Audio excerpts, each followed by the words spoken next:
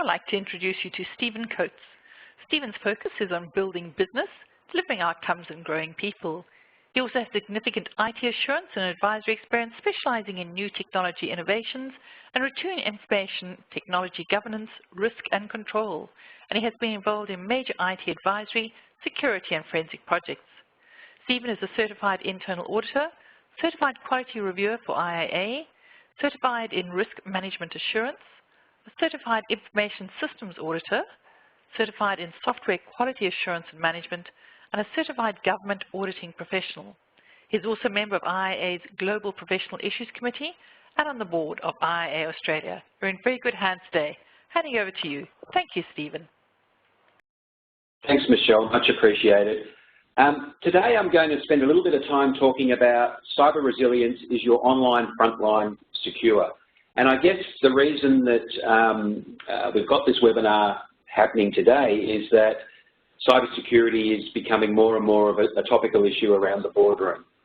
So the slides today are based on the IIA guidance around assessing cybersecurity risk and the role of internal audit and the 3 lines of defence in that.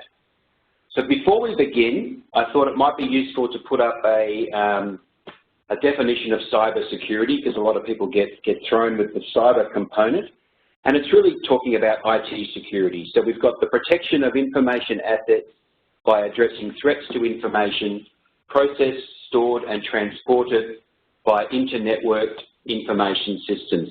That definition comes from the opposition, of course, Osaka, and they're a great source of information around cybersecurity controls. I guess why we're talking about this an internal audit, and from the perspective of where this presentation is coming from today, the internal audit activity plays a crucial role in assessing our organisation's cybersecurity risks. And the types of things that we consider is who has access, which assets are targets for cyber attacks, which systems would cause the most significant disruption if compromised, which data, if obtained by unauthorised parties, would cause financial or competitive loss, legal ramifications or damage to our reputation, and of course, is management prepared to react timely if a cybersecurity incident occurred?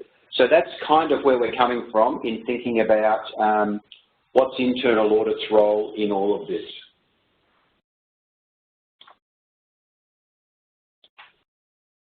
Another definition, just to break up the slides with some colours and show that I know how to make words in colours. A cyber threat. So our organisations are increasingly subject to cyber threats. What's a cyber threat? So this definition comes from the Department of Homeland Security, Industrial Control Systems Cyber Emergency Response Team, and this defines a cyber threat as persons who attempt unauthorised access to a control system, device or network using a data communications pathway. So is this really significant to our business? And I guess the reason that I think it is significant to our business is that internal audit's been more and more asked to have a position on cybersecurity and inform our board and senior management of how our organisations are progressing with cybersecurity readiness. So we need to have an approach that will provide assurance to senior management and the board, and while we do IT general control evaluations, they're insufficient for providing cybersecurity assurance because they're usually not timely and they don't usually cover off on everything. The reason for the business significance is, of course, the proliferation of technology that we see in our businesses today, the number of third parties that are increasingly being provided access, and we had an example in Australia where a third party had access to maintaining traffic cameras and actually infected the organisation responsible for the traffic cameras simply coming in as a maintenance third party. The greater variety of data that our organisations store, and of course a highly virtualised infrastructure that's quite often accessible only via the cloud. So I've got accessible via the cloud, but sometimes it's only via the cloud. The increasing number of devices, we all have multiple devices that we use, and you know, I'm in the office today with 2 laptops, a phone, a tablet, and a desktop computer. And of course, globalisation of our businesses, the web of employees that we have that are full-time, part-time, casual, and on some other contractual basis, and again, the third-party providers.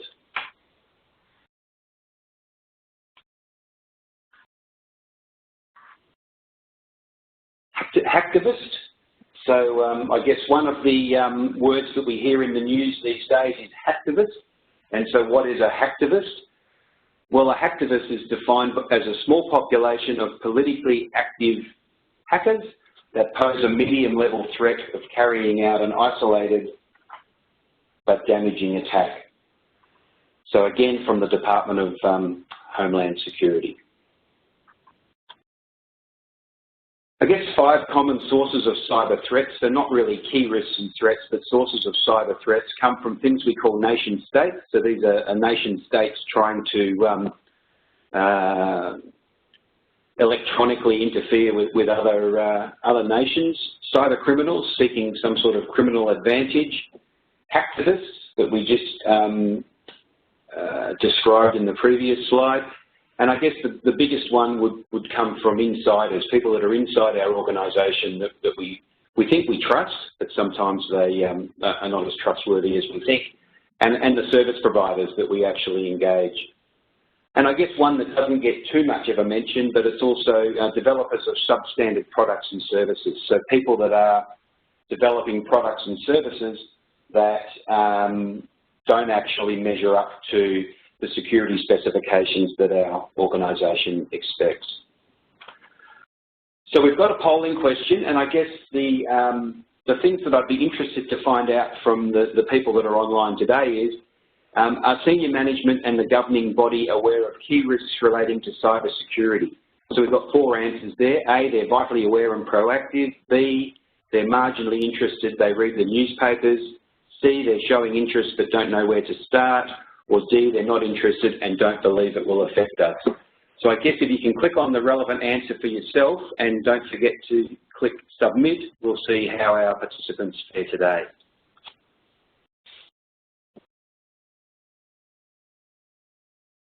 Thanks, Stephen. Have about 60% in so far.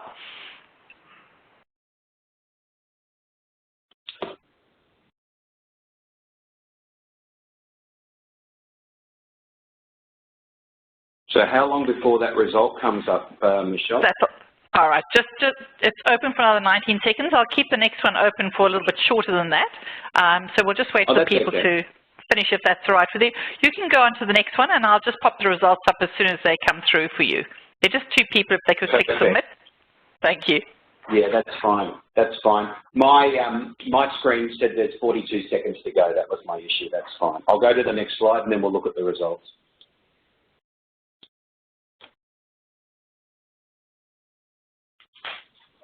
So I guess where the presentation goes today, it's basically saying we've got the 3 lines of defence model that we're all aware of, and how does that play into the cybersecurity effort that our organisation has?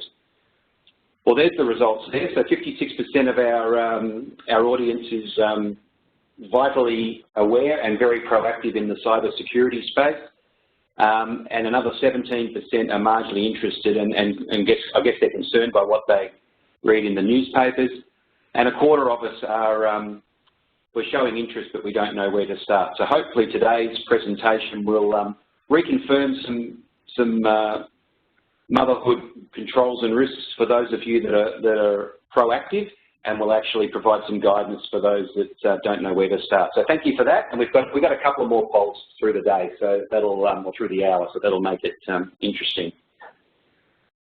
Back to the 3 lines of defence. So the first line of defence, management owns and manages the data, processes, risks and controls.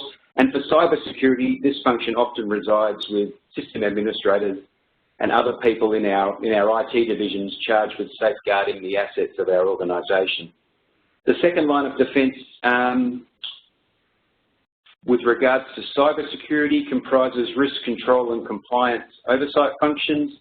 And it's sort of those functions like security committees that we have responsible for ensuring that first-line processes and controls exist and they're working as expected.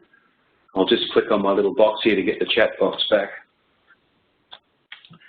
The third line of defence, internal audit, well, we're actively providing senior management and the board with independent and objective advice on governance, risk and controls. And when we talk about cybersecurity, this includes oversight and review of the activities performed by the first and second lines of defence in managing and mitigating cybersecurity risks and threats. So it's basically just applying that model to what our organisations are doing around cybersecurity.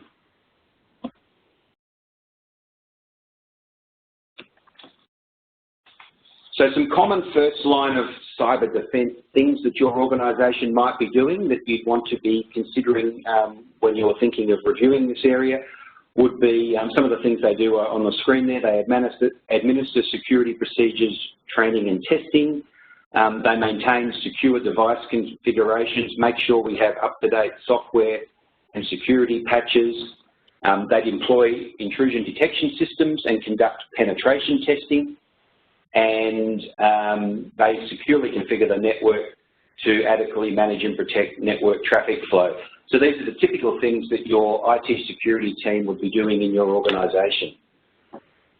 More than the day-to-day handling of security, there's a need for an inventory of information assets, the technology devices we use and the software that we run on them, and a deployment of data protection and loss protection programs with related monitoring. So actually monitoring, is data leaving our organisation and how do we actually stem that flow, where's it going and who's having access to it.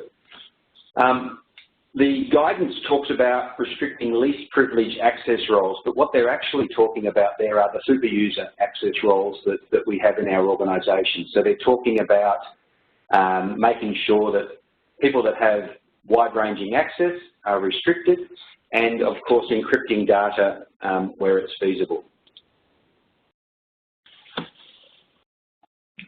A couple of other things that the first line of cyber defence would be doing in your organisation, implementing vulnerability management, maybe some internal scans that they're doing or maybe some external scans to see who can see into your organisation from outside. And I guess one of the important ones that I like to focus on as well is about making sure we've got the necessary talent to actually do this in the organisation, making sure that they're not only certified, but we've actually done the necessary background checks on people that we're providing access to our, or privileged access to our systems. The second line of cyber defence, so this is sort of providing oversight of the first line. They design cybersecurity policies, training and testing. They might conduct cyber risk assessments and they gather intelligence about the hardware and software and the environment that your business operates in. There should be some classification of data and working out who can have access to that data and what data needs to be securely restricted. That's one of the areas where I find organisations generally don't do well. They don't know what data they have and they don't actually know which servers it actually resides on.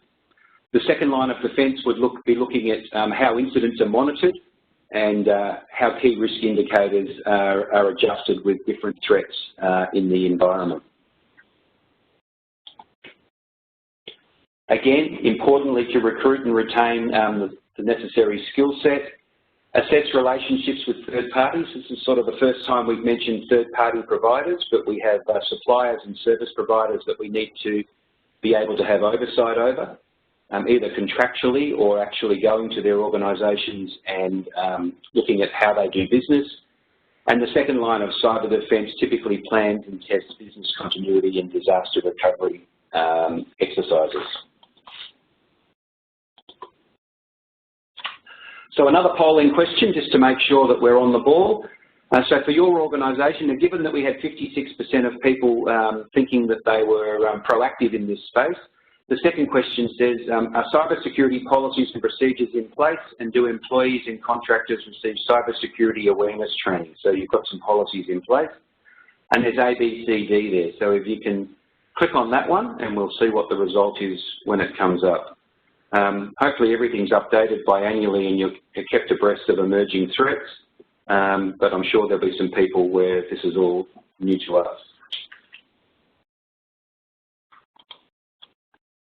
A couple of pitfalls that often occur in the monitoring and oversight of cybersecurity. Coordination of approach. So quite often there's not clearly identified lines of defence that work well together. So the coordination of approach is often lacking in the first and second lines of defence. Executive involvement and the monitoring and oversight by executives is not ongoing. It's sort of a bit sporadic. I often see lack of regular cybersecurity training, education and monitoring. And again, poor executive involvement and support. So if we go back to the polling question, are cybersecurity policies and procedures in place, and do employees and contractors receive cybersecurity awareness training? Most people think we're okay, but we only partially do this.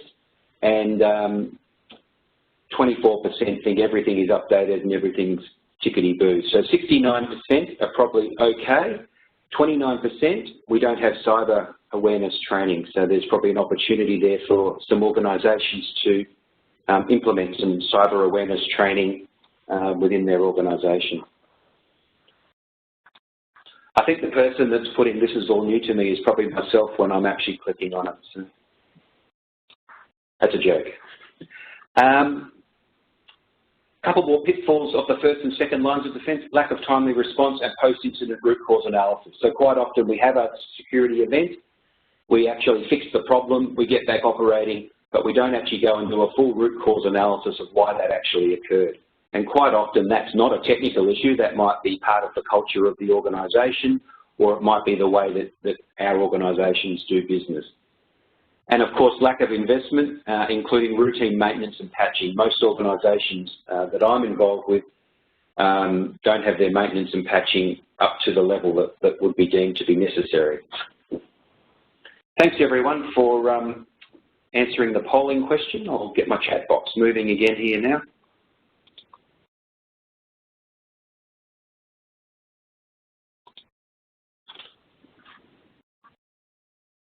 Look, a couple of ways to mitigate cyber risk, and we're going to go through a framework on how we can look at, evaluate how our organisation is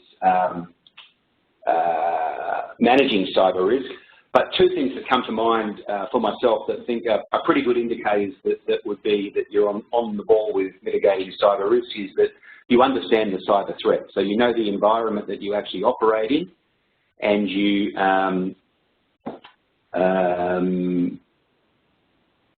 have assessed the risk for your business in that environment. Often organisations have a separate security committee, and that's obviously an indication that they're taking security seriously. I've got a question in the chat box that says, "What do you define as timely?" So it's probably from the previous slide. I'll go back here. I guess lack of timely response and post-incident root cause analysis. So what do you define as timely? Well, it needs to happen immediately that there's actually an incident. So quite often incidents occur and the response happens sometime later, and the post-incident root cause analysis may never actually occur. So one of the indicators of good governance is timely response to cyber breaches. So I think it needs to occur immediately that an incident actually occurs. Thanks for the question, and if you've got questions, put them in the chat box to me. Put them so everybody can see them if you like, or send them to me privately. And if I can see them while I'm talking and clicking on slides, I'll try and answer them as I go through. So thanks very much.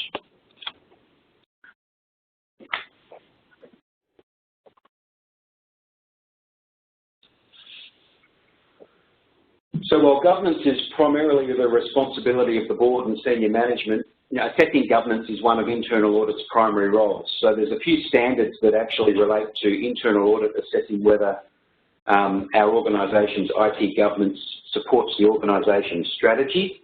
And I've got a couple there actually on the screen. So the first one is 2110A2, and that one, that's the one that requires the internal audit activity to assess whether IT governance supports strategies and objectives.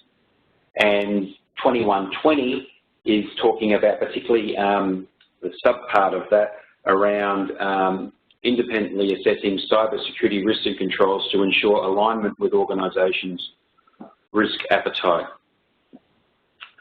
So I've had a few more questions around timely. What's the ideal timeline for timely response? And I mean, I guess it depends on the organisation and the nature of the business that you're in. But if you're a bank or a gaming organisation or someone that's dealing with cash, then the ideal timeline for timely response would have to be fairly quick, so immediately, within a number of minutes. If you're an organisation that runs a quarry and doesn't have much technical involvement in your business that's going to be impacted by a cyber attack, then obviously the timeline can be a little longer. How often do you see organisations who don't do patching because it has too much impact on daily operations? Well, I mean, that's the catch cry of organisations. They can't do patching because it would impact the organisation. But what they don't realise is that if they don't do patching, they leave themselves vulnerable to even greater impact on daily operations. So I think there's becoming more and more awareness now. I mean, when this was raised, you know, a couple of years ago, people would really not want to do patching. But now that we've had a few high-profile cyber events, organisations are getting more onto it and actually measuring where the patching needs to be at against their actual risk profile for the organisation. So maybe they say we want all patches applied within a month, or maybe they'd say we want all patches applied within a week, depending on the risk profile of the organisation.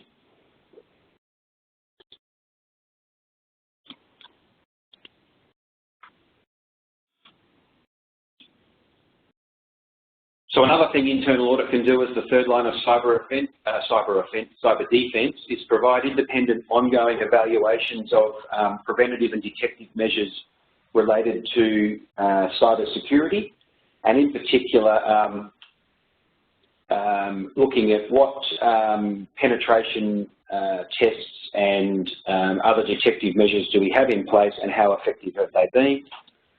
We can also evaluate IT assets of users with privileged access and look at the security configurations they have, problematic websites that are actually exposing us to the outside world, malicious software that's coming into the organisation, and data exfiltration, which is data leaving our organisation unauthorised. A couple of other typical third line of cyber defence activities.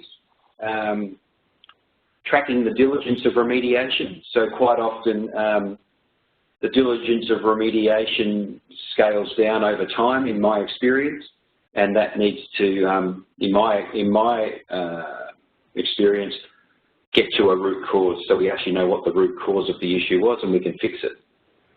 Cyber risk assessments of service organisations. So I know a number of you will have been out to your third parties and suppliers and ask them for some statement of controls reports. And there is a practice guide by the Institute on reliance by internal audit on other assurance providers. So that's a useful one for us to have a look at, because it tells us in a guidance format how we can actually use some of the work done by other assurance providers in our own work. Now, I see a lot of paragraphs coming through on the chat box, so I'll try and answer one of those, but I am conscious of the time because we've only got an hour today. Who should be attending the cyber security training? Do we require senior management to attend training too? I think everybody needs to attend cyber security training. You know, people clicking on malicious code in emails and letting malware enter the organisation, everybody needs to be aware. People finding USBs and loading them up on their work computer at home and infecting our networks, everybody needs to be attending cybersecurity training. What are considered good practice frameworks to do cyber risk assessments? We've got a framework coming up later in this presentation, but there's a number out there. I actually really focus on the management and governance side of cyber risk assessments, because that's what drives the actual the technical security side of things. So this one's not a poll, I don't think, but there's actually 10 questions coming up now, and I want you to think about your organisation and give yourself a score. So if you can answer sort of positively to the 10 questions, then you'd give yourself a 10, and if you only get a couple of them where you think your organisation is compliant, then you'd give yourself a 6 or a 7. So the first question is, and I don't want to see any scores coming up until we've had the 10 questions, obviously. Are senior management and the governing body aware of risks related to cyber security? Do cyber security initiatives receive adequate support and priority? So if you think your organisation is satisfactory on that first question, just score yourself a 1, and then we'll add them up at the end of the 10 questions. Has management performed a risk assessment to identify assets susceptible to cyber threats or security breaches? Again, if you think you're well covered on that, score yourself positively again. Are first and second lines of defence collaborating with their peers in the industry to keep abreast of new and emerging risks, common weaknesses, etc.? Again, questions 4, 5 and 6. Are cyber security policies and procedures in place, and do employees and contractors receive cyber security awareness training? Are IT processes designed and operating to detect cyber threats? Are there feedback mechanisms in your organisation that are operating to give senior management insight on cyber security programs?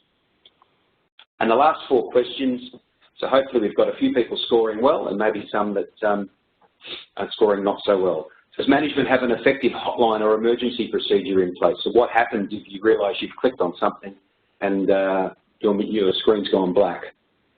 Is the internal audit activity capable of assessing processes and controls to mitigate cyber threats? Does the organisation maintain a list access arrangement of third-party service providers? And has internal audit adequately identified common cyber threats facing the organisation? So punch your scores in now. Hopefully we get some 4, 5, 6, 7s and 8s, and we'll sort of see what's actually coming through.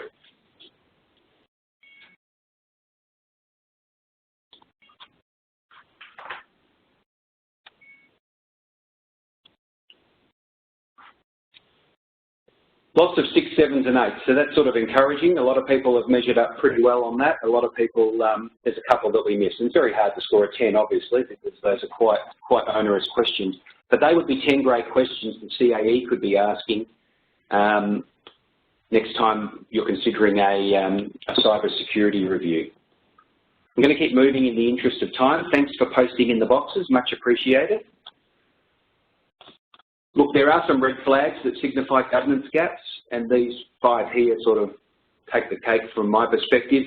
A disparate, fragmented governance structure, so it's very hard to find out who's accountable for what. An incomplete strategy, so it's sort of partially complete, but it doesn't cover the whole organisation. There's been some delays in the cybersecurity effort, so it got going and then it stopped, and now they're doing something else, and then they're going back to it later.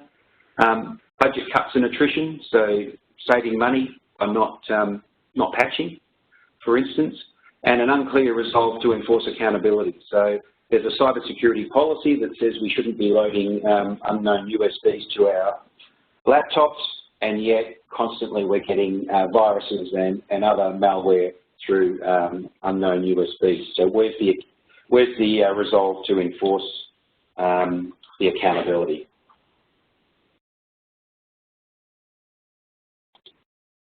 I think this is our last polling question. Thanks very much, Michelle. I guess this one says, you know, we come from the premise that the Chief Audit Executive should ensure board members are well informed. So I guess we're just trying to find out what happens in your organisation. A, it's pretty good, you know, fully informed, there's nothing more to be done, the board's fully informed.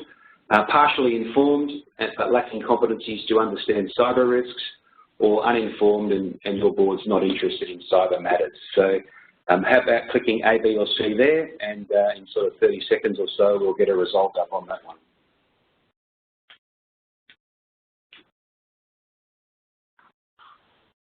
While the result's coming up, I'll quickly run through the next slide. And this is really the CAE's role in reporting cyber security. So it's quite difficult to report on cyber security because we have a very technical topic that needs to be reported in business language so that it can be relayed through to senior management and the board. The CAE should ensure board members are well informed on common and industry-specific cyber threats and the impact of cyber security incidents on the organisation. The board and senior management look to the Chief Audit Executive for assurance on risk management and controls, including the overall effectiveness of activities occurring in the first and second line of defence related to cyber security risks and threats. Great result on the polling question there. A third of our attendees believe their board's fully informed and there's nothing more to be done. 2/3 believe that they're partially informed but could do with some more education in understanding cyber risks. So good result, and nice to get a result that's sort of showing that everybody realises there's something more to be done.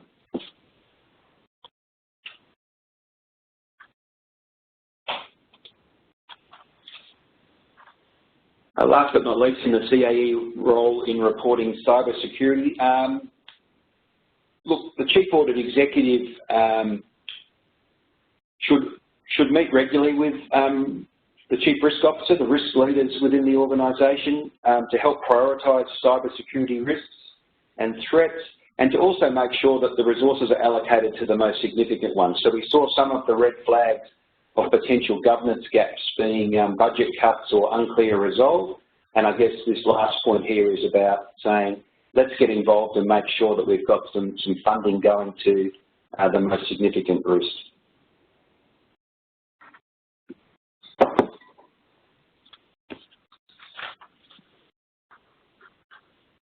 The last 15 minutes of our presentation really goes through this approach to assessing cyber security risks. So what we've got here is a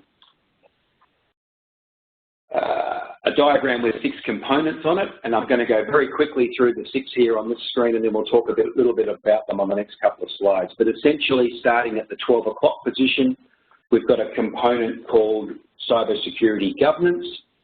We've then got a component called inventory of information assets.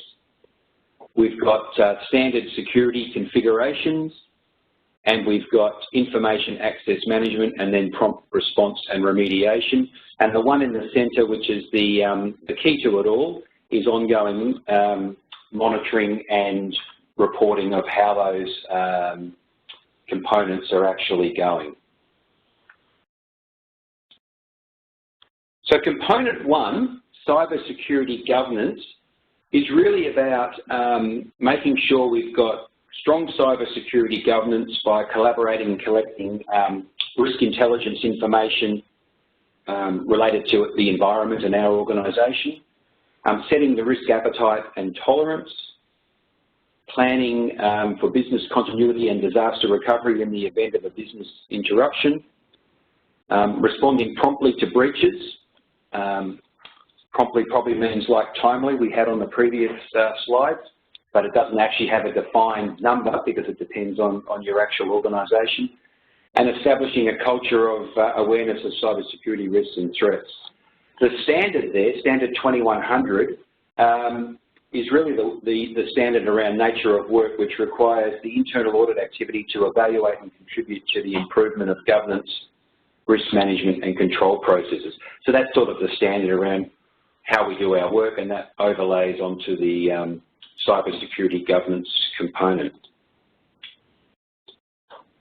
A couple more here. The types of things that cyber security governance would do would make sure that we have clear, well-defined policies and procedures in our organisation. It would make sure we have multiple stakeholders with varied perspectives to strengthen the quality of governance, and incident response teams regularly reporting to management and or the board, the types of breaches encountered, and they would provide additional insight into unknown gaps. So some clear reporting and monitoring of what's actually happening.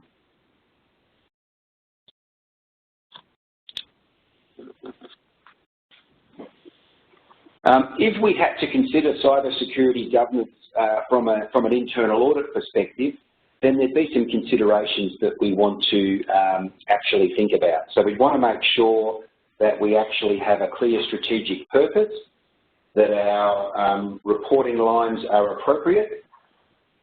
We've got some expertise in the team to deploy security tools and enforce policy. And then some of the elements of practice around defining and communicating risk appetite, setting cybersecurity policy, conducting risk assessments and monitoring, and training and staffing security personnel all feed into the types of things that an internal auditor would be looking at when he or she is thinking about cybersecurity governance. Incident management, planned business continuity and DRP scenarios, and what's the visibility that senior management and the board are getting around cybersecurity in your organisation.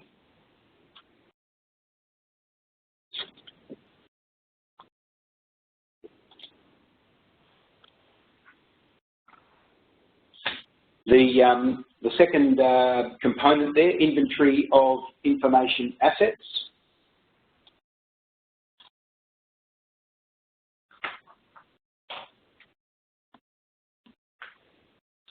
I'm not sure, most IT departments should keep an inventory of all of your information assets and then prioritise those that are most important to the strategy of the organisation. So when we're thinking about information assets, we're going to think about data, we're going to think about infrastructure, applications, and the external third parties that actually are involved with our organisation.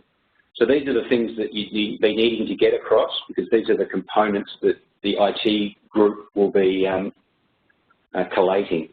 The capability to identify software and devices that are on our network, so we want to know who's on our network and what device are they using, and being able to defend against unauthorised software and devices. We need to be able to detect, authenticate, and inventory those unknown devices and know where they're coming from and what they're actually doing on our network. And we want to track, monitor, and measure changes. So considerations for the internal auditor would be having a look at that inventory of data, see what management has defined and classified, and then compare that to the internal audit's understanding of the business. Have a look at the inventory of authorised and unauthorised devices and software and see how that's being managed within the IT division. The third component, standard security configurations. Oh, before we go there, we've got a definition here. So patches. So I think most people know what patches are. We had a few questions whizzing through on patches. So fixes to software programming errors and vulnerabilities, and quite often these don't get applied in a timely manner, and that actually impacts our organisation because most of those patches are actually providing security improvements for our software.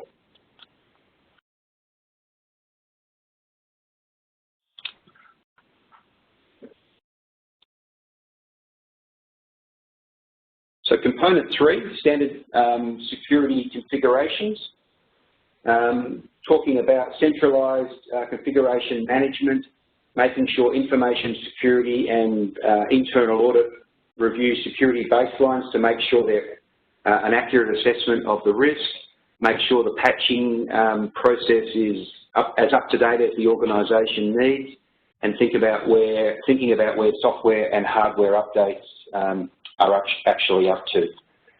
Considerations for internal audit would be looking at what are the secure configurations for hardware and software on all of our devices, what are the secure configurations for network devices like firewalls, routers, switches, etc. And we can actually measure how we've improved over time with a couple of these things. So for that first one there, secure configurations for hardware and software, one of the measures would be what are the percentage of your organisation's systems that aren't configured according to the approved configuration standard, or what's the percentage of your organisation's systems that are not up to date with the latest available security patches. And you can measure over time how security is improving or degrading over time. Fourth one, information access management. We're all pretty familiar with this one. We're talking about preventative controls.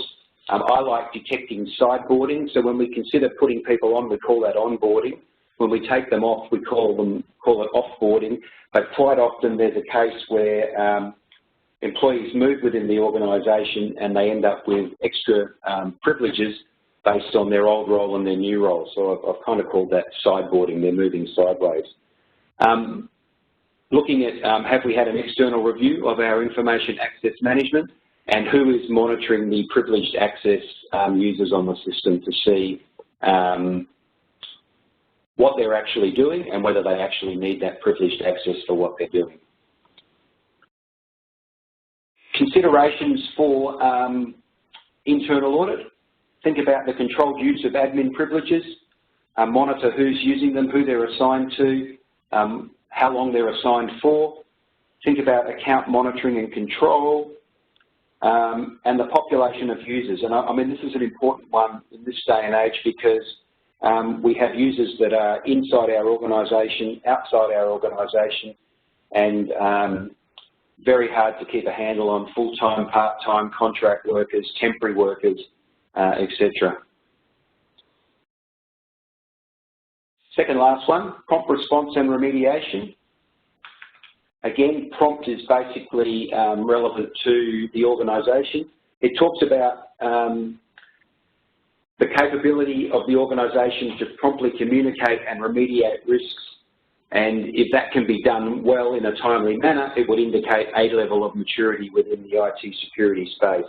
If it takes forever to actually respond to security breakdowns or degradation, then clearly the organisation's not at the necessary level of maturity. Communicate risks that matter, enact remediation, and then do some trend analysis over time. Considerations for the internal auditor.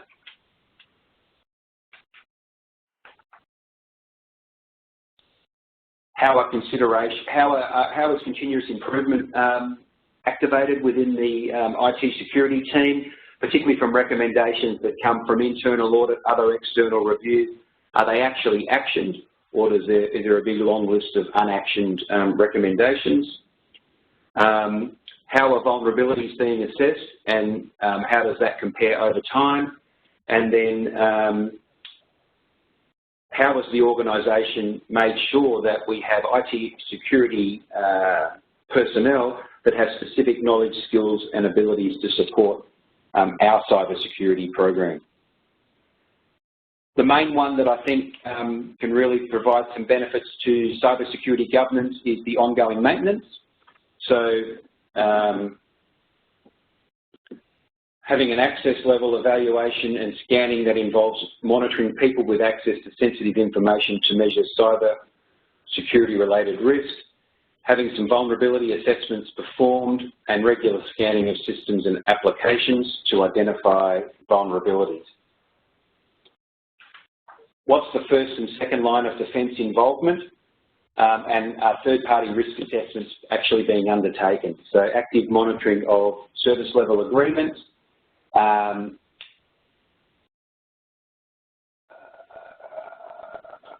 service organisation control reports, what are the vendor escalation procedures? So what engagement do you have with vendors for escalation, and monitoring of third-party access. Before we finish that section, we've got another definition here, malware.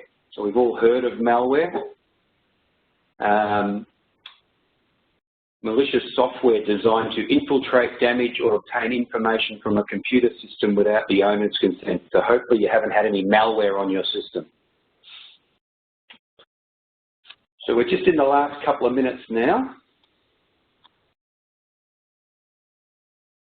Couple more aspects that your organisation would be or should have in place if it was following that framework. They'd have some penetration testing, which is announced and unannounced components, of course, and you'd want that to be as non-disruptive to the organisation as possible. There'd be scanning for malware patches being applied, and the organisation would have a strong incident monitoring and response program, and they would understand emerging risks based on the environment and the industry that your organisation is operating in. Internal audit. We can look at the malware defences. What's the organisation doing to control the installation, spread and execution of malicious code? We can look at limitation and control of network ports, protocols and services. We can look at application software security, how that's being applied in the organisation, and wireless access control. Track, control and correct the use of wireless LANs, access points and wireless client systems. So this is getting a little bit more technical for the internal auditor, but we need to be asking the questions of the IT security team, what are they actually doing in this space? I think this is our last definition of the day. Phishing, and that's where we'd like to be now. It's a type of electronic mail, well it's actually email. It's an attack that attempts to convince a user that the originator is genuine, but with the intention of obtaining information to use in social engineering. So hopefully you haven't been subjected to malware or phishing.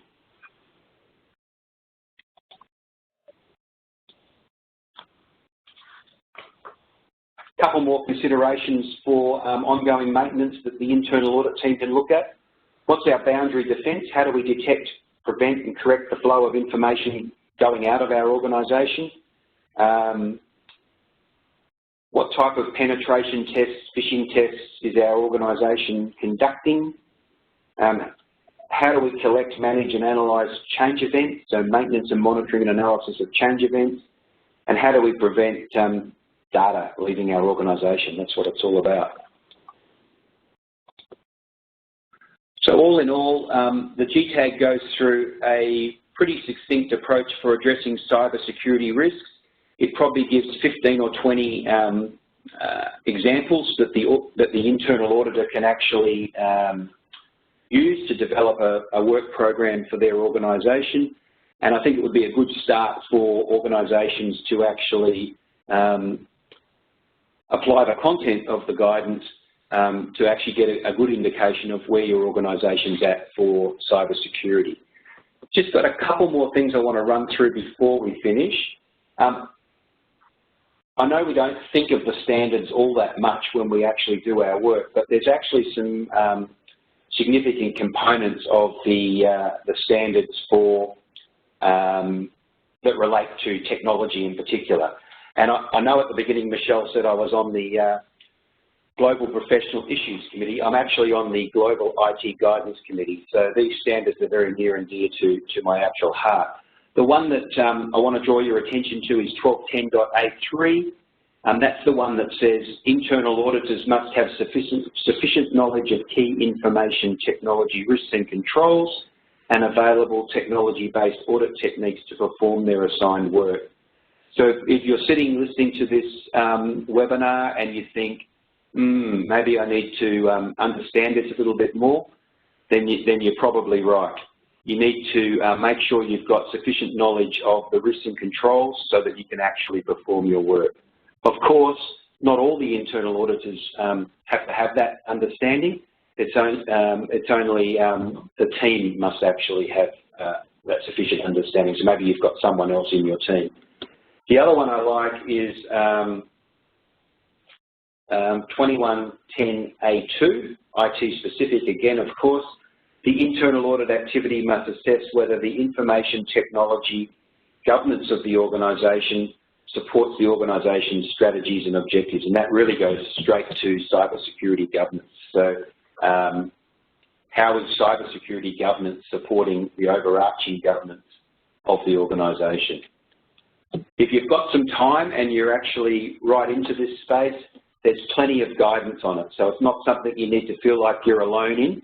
There's a couple of practice guides there that also have some security components in them, auditing privacy risks and business continuity management. And there's a number of global technology audit guidances, so GTAGs, one around change and patch management that's very pertinent to cybersecurity, one around information technology outsourcing, again, very important for IT security, identity and access management, a GTAG on information security governance, and of course, back where we started, the IIA's position paper on the 3 lines of defence in effective risk management and control. Now, what I might do is, we've got a couple of minutes till we get to 25 minutes past the hour. I will see if I can answer a couple of these questions because I reckon a book has been written while I've been presenting these slides. So let's see. Yeah. Stephen, I did actually copy a whole lot of the questions before everybody popped all their responses in. So if you go to the tab up the top which says questions, above the slides, I've put quite a few in there, apart from the last few that have come in the chat box at the moment. So there are about 3 or 4 pages of that under questions. Oh, great. 3 or 4 pages, exactly what I need. Sorry. I will go through a couple of these questions. So here we've got back to the reason why the first and second line defences did not always work. There was no reference to the background checks of staff engaged and then the need to check this regularly. Do you have a view on this? And my view is that we need to do background checks on the staff. We're engaging people in sensitive parts of our organisation, and we want to know that what's the history of these people that have access to, wide-ranging access to our organisation. So I actually find that I was talking to someone before this presentation saying that, you know, as consultants we get engaged to look at cyber security, but quite often, I use this exact example, quite often organisations don't look out for themselves in thinking about, you know, a non-technical control, background checks on the staff we're actually engaging in our IT branch and in our IT security sections. I already answered one question here about management attending cybersecurity training. That would be very useful. Many organisations are relying on service organisation control SOC 3 reports to get assurance over the security of cloud-based services. Do you think these are satisfactory from a cybersecurity perspective? And I guess the answer that I have there is, and I've seen a few of these SOC 3 reports, is that you need to read the report. So I've actually read a couple of these reports done by very reputable organisations that call out that the cloud provider is, quite frankly, not that good. And yet the organisation had that report and still went with that cloud provider. So I think, you know, it's one thing to get the SOC 3 report. The other thing is to read it and understand what that report's actually telling us. And quite often it's not telling a pretty story. It's telling us a story just like our own organisation. There's holes that we need to fix and issues that we need to follow up. So I think it's valuable to get those reports, but you need to make sure you read them and understand the context they're written in. And of course, if they're very old, they're not going to be as useful as one that was done just recently. Are you seeing in the boards or audit committee that are involved with that cyber risk is a standing agenda item? I don't actually see cyber risk or IT security as a standing agenda item, but I do see a response when there's topical issues in the press that there's always a question, what are we doing about this? So it's more of a reactive approach for the committees that I see rather than a proactive approach. So unfortunately, I call it how I see it, and that's what I see. I'd like to say it's a standing agenda item, and the CIO or the CISO is reporting to boards on a monthly basis, but I don't actually see that. I'll do a couple more, Michelle. So I'll do 2 more. the last one there is, what factors do you consider when determining which information assets are critical? I mean, that really goes to the strategic objectives of the organisation. So if you're an educational organisation, then the information assets that are critical relate to delivering educational services to your customers or students. If you're a manufacturing organisation, then it's going to be the equipment involved in the manufacturing process. So the information assets that are critical really relate to the type of business that you're actually operating in. The rest are in the chat box there, Stephen, starting with the one from Akhilesh Mehta. If you want to scan through some of those, I've just reposted them there for you. Sure. I've got one there from Stefana. Cybersecurity is not much different from fraud and corruption and should be part of a fraud and corruption control plan. Well, I think it's a little different to fraud and corruption. It probably ends up, there may be some fraud and corruption, but it depends again on the nature of your business. Cybersecurity quite often is driven by hacktivists or people that have the intent of wreaking one-off damage, not actually related to the internal mindset that fraud and corruption goes to. My chat box has slowed down a bit. I'll go back up here. Would it be a fair call that standard configuration does not necessarily mean configuration guides, i.e. referencing to industry materials like CIS?